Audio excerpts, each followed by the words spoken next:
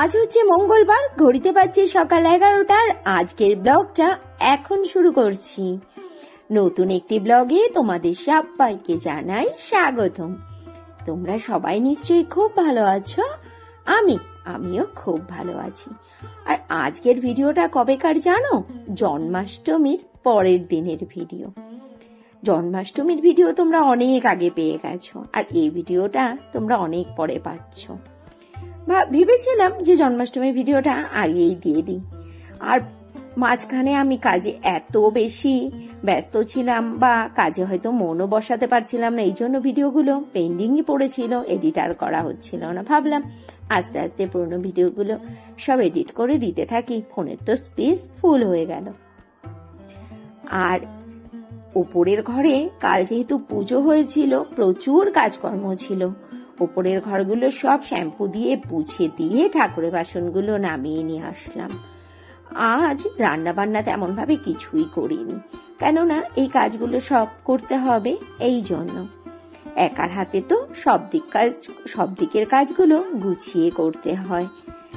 খুব বুদ্ধি করে কাজ না করলে বড় বেশি কষ্ট হয়ে যাবে। আর আমি নিজের সংসারের কাজগুলো নিজের হাতে করতে বেশি স্বচ্ছন্দ বোধ করি। আমি যেন কারো হাতে নিজের সংসারটাকে ছাড়তেই পারবো না, এত বেশি মায়া। প্রতিটা জিনিসের ওপরে আমার বড় বেশি মায়া, জানো তো। জানি আজ মরলে কাল 2 দিন, তবুও মায়াটা যেন ত্যাগ করতে পারি না। আমার মনে হয় আমার শরীরে ব্যথা লাগুক, তবু আমার প্রতিটা জিনিস যেন ঠিক থাকে। আর আমার একটা শর্টস ভিডিও দেখে তোমরা জিজ্ঞেস করেছিলে গোপুকে আমি কি দিয়ে ভোগ দিয়েছিলাম। এটা হচ্ছে নন্দ উৎসব। আমি তেমন ভাবে কিছুই করতে পারিনি। গোপুকে আমি দই চিড়ে, বাতাসা, তারপরে কলা এগুলোই দিয়েছিলাম। আজ যেহেতু রান্না বান্না করিনি, আগেই বললাম, কালকে পায়েস, লাবড়া এগুলো ছিল, শুধু একটু প্রেসার কুকারে মুগ ডালের খিচুড়ি করে নিয়েছিলাম। এটা হচ্ছে সন্ধেবেলার ভিডিও ক্লিপ দেখছো। প্রতিষ্ঠার বদমাইশিটা দেখতে পাচ্ছ।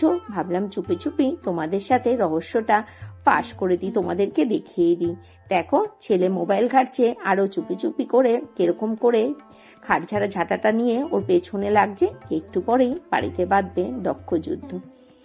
এরকম করেই 2 ভাই বোন সারাক্ষণ খুনসুটি করে, বাড়িটাকে মাতিয়ে রাখে। যখন ওরা স্কুলে যায় বা কলেজে যায় বা পড়তে যায় না, বাড়িতে একটা পিন পড়ারও শব্দ পাওয়া যায় না, চুপচাপ নিজের মতো পড়ে থাকি। আর সন্ধেবেলাতে জামা কাপড়গুলো সব রাখছি ভাঁজ করে, এগুলো সব কালকের কাঁচা জামা কাপড় ছিল। এখন আর সকালবেলাতে কাজের অতটা জামা কাপড়গুলো তুলে নিয়ে আসার অত চাপ থাকে না, যেহেতু ব্যালকনিতে নাড়া থাকে, যখন সময় পাই তখন তুলে নিয়ে আসি। প্রতিষ্ঠাকে দিয়ে দিয়েছি সন্ধেবেলার খাবার, ছেলেকেও দিয়ে দিয়েছি। প্রতিষ্ঠা খেয়ে দিয়ে বসেছে পড়তে, আর ছেলে একটু বেরোলো। তোমাদের দাদা ভাই এখনো অফিস থেকে আসেনি।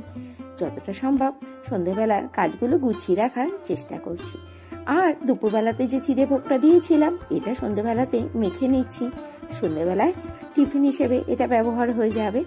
আবার ফেরত চলে এলাম রাত্রিবেলাতে, করে নিচ্ছি আমার নিত্যকর্ম রুটি।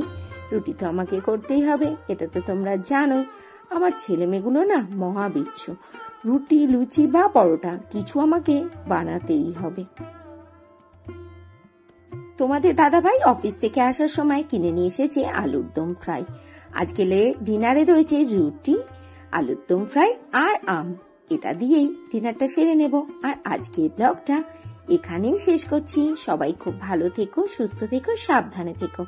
দেখা হচ্ছে আবার নতুন আরো একটি ব্লগ সঙ্গে করে নিয়ে। Good night.